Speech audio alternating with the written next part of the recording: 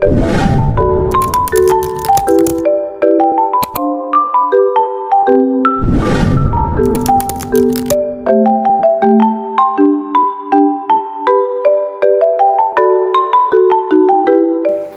afternoon, grade 4. Good afternoon, Miss Mariano.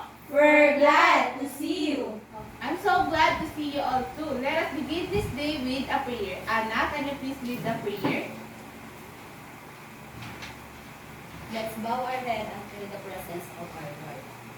Our Father, who art in heaven, hallowed be thy name. Thy kingdom come, thy will be done on earth as it is in heaven. Give us this day our daily bread, and forgive us our trespasses, as we forgive those who trespass against us. And lead us not into temptation, but deliver us from evil. Amen.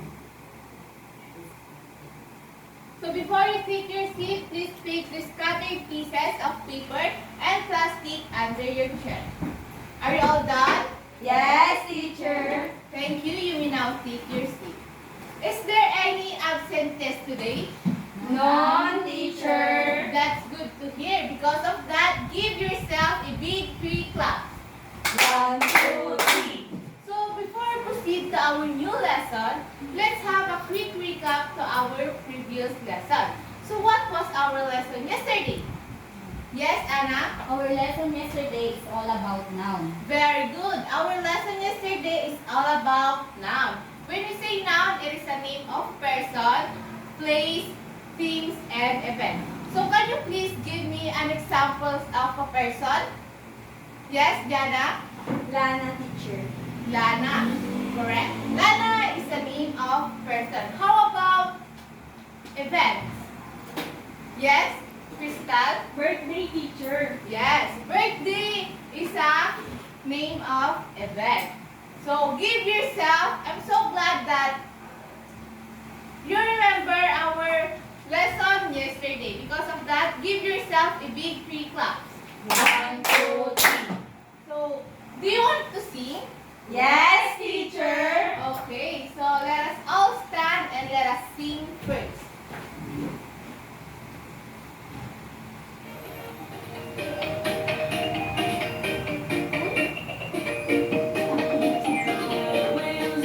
So this song is entitled Wheel on the Bus. Are you familiar with that song? Yes, teacher. Okay, so let us sing.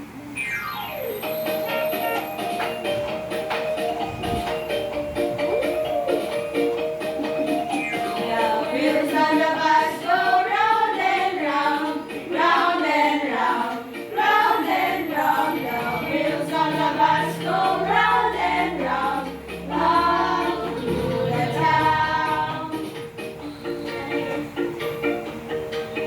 The cow on the bus says moo, moo, moo, moo, roar, roar, roar.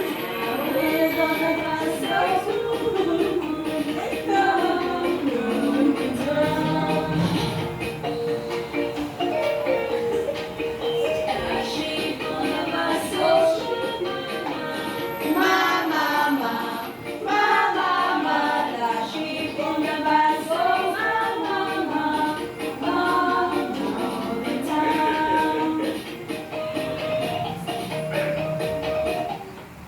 Okay, you may now take your seat. Did you enjoy it, class? Yes, teacher. So now, are you ready to listen? Yes, teacher. Are you ready to learn? Yes, teacher. Okay.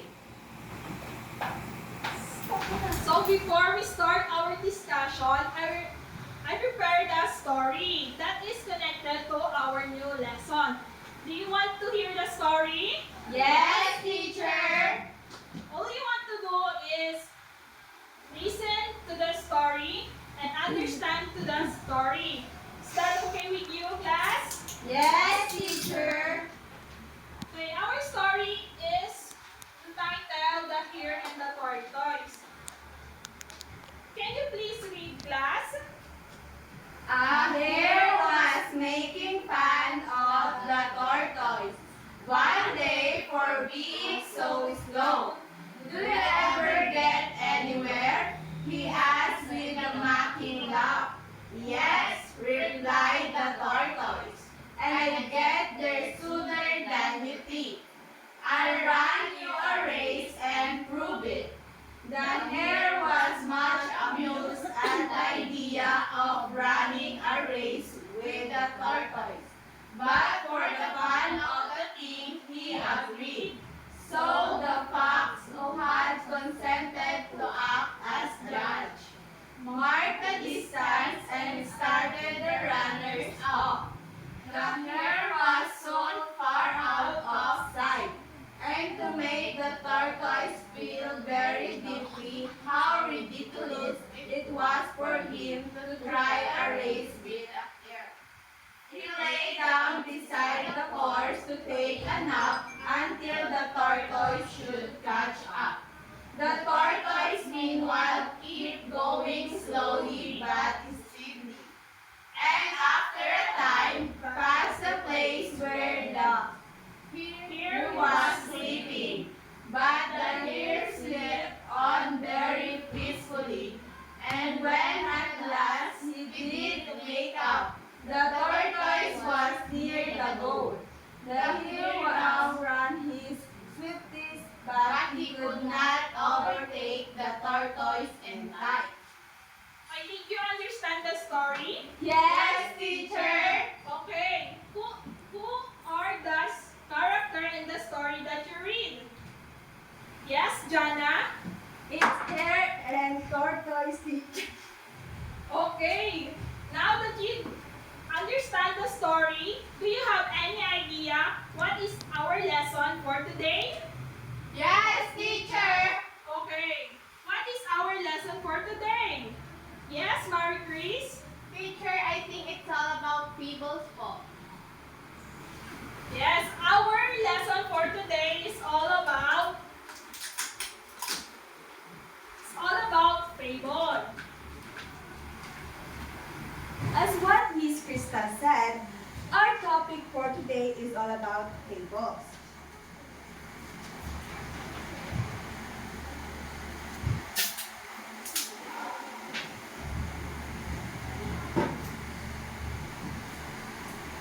Who wants to read the meaning of fables? Crystal? Fables are stories intended to teach a lesson. Animal often speak and act like human.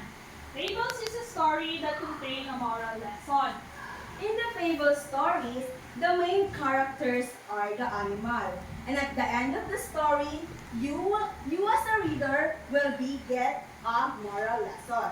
Do you get it, class? Yes, teacher. Okay, then end the fable stories. Who are the main characters? Crystal. The hare and the tortoise, teacher. Very good. Then now, let's proceed to the 5 elements of fables. The first one is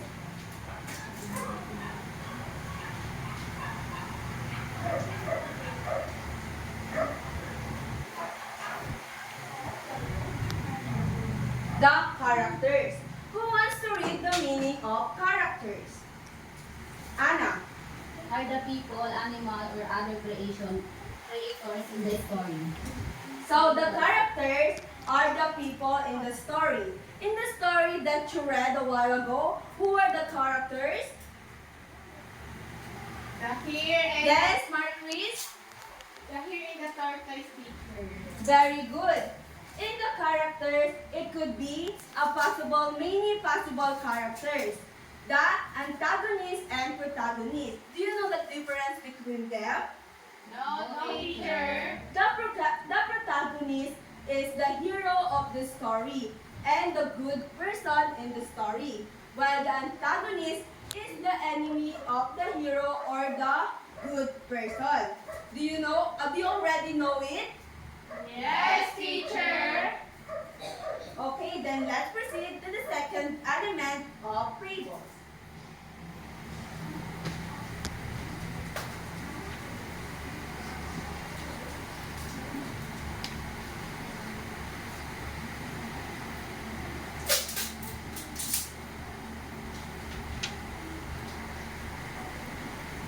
The second element of fable is setting. Who wants to read the meaning of setting? Jewel? Setting, the place, plan, and environment of the story.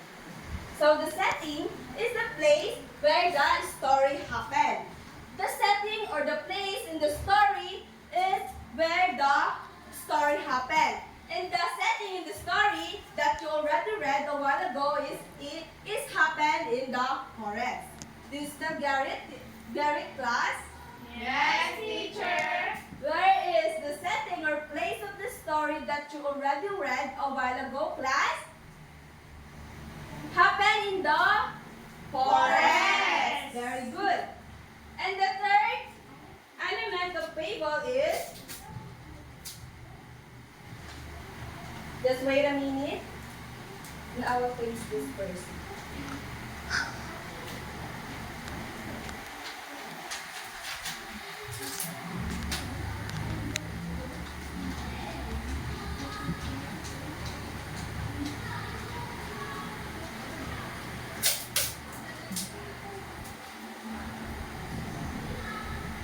The conflict.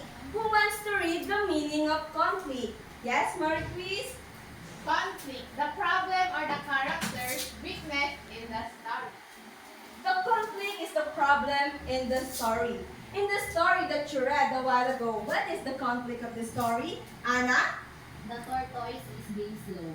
Very good. I think that you already read or understand the story that you read a while ago. And now, let's proceed to the fourth element of the fable.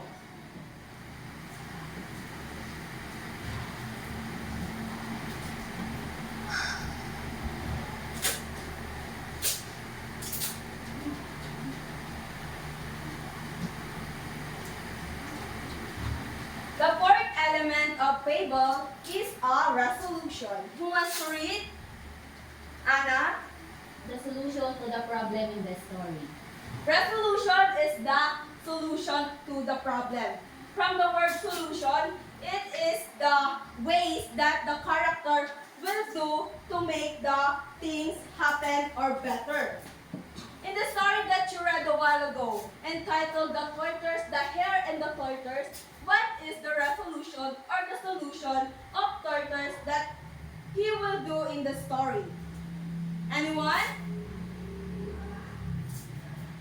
Okay, then the resolution that Hare do is being a hard-working, so that he could finish or he could come to the finish line. Did you understand, class? Yes, Okay, before we proceed to the last element of the fable, what is the solution of tortoise? Again, class, what he do to get to the finish line? The hard-working teacher. Yes, the key is to be a hard-work person or to be hard-working person. And the last and fifth element of fable is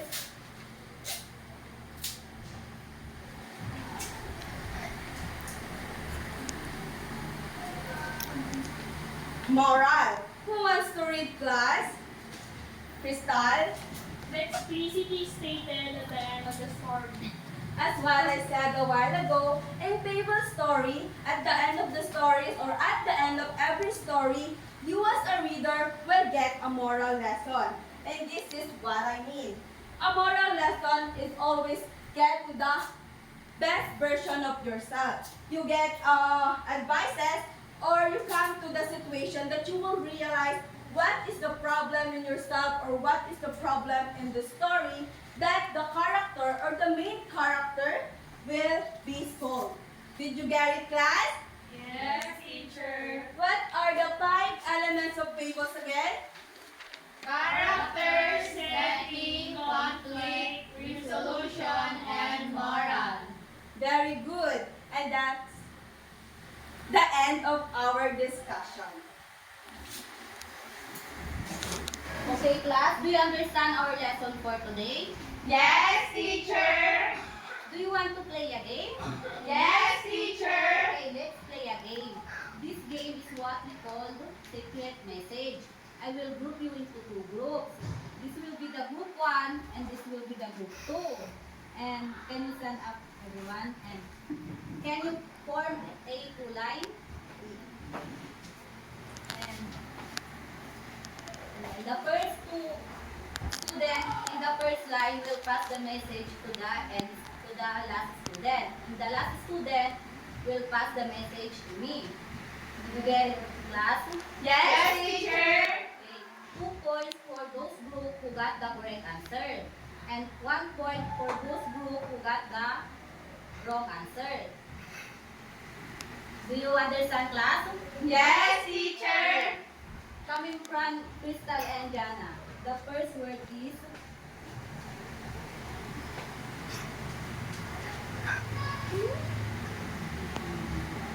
okay. You can pass it to your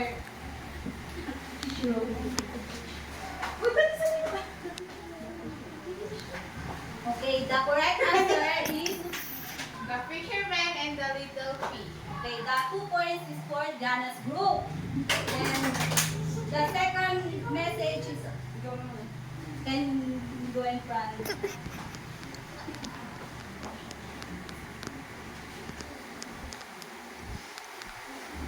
Okay, you can pass it to your group.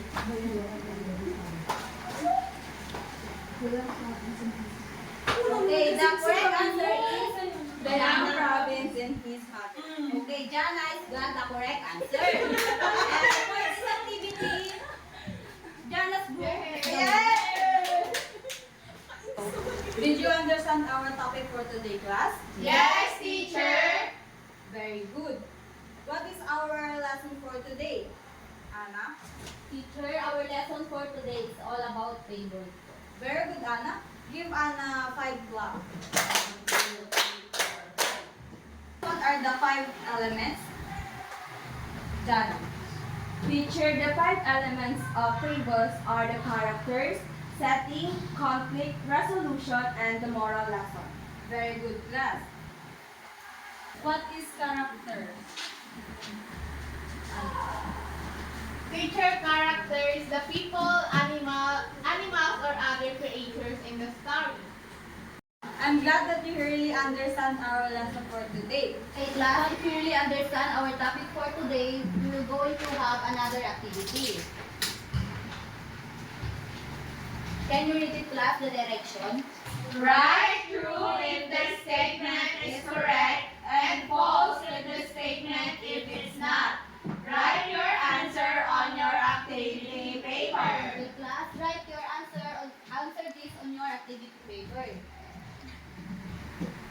Are you done, class? Yes, teacher.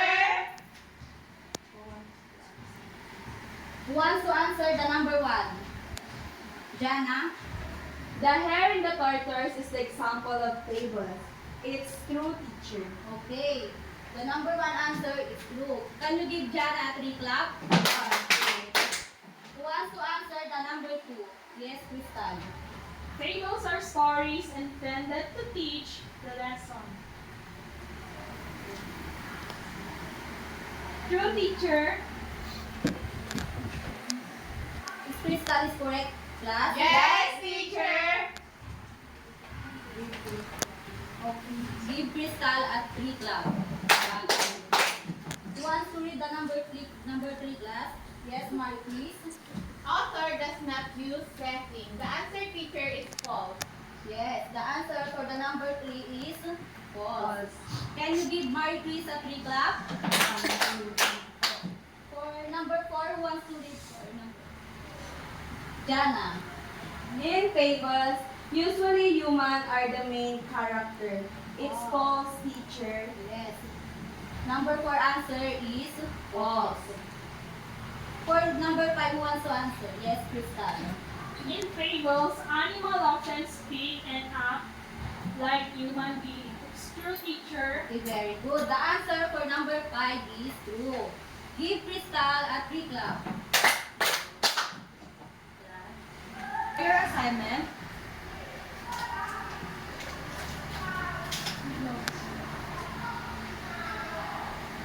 For your assignment, read at least 2 of your favorite fables and identify its elements. Goodbye, class. Goodbye.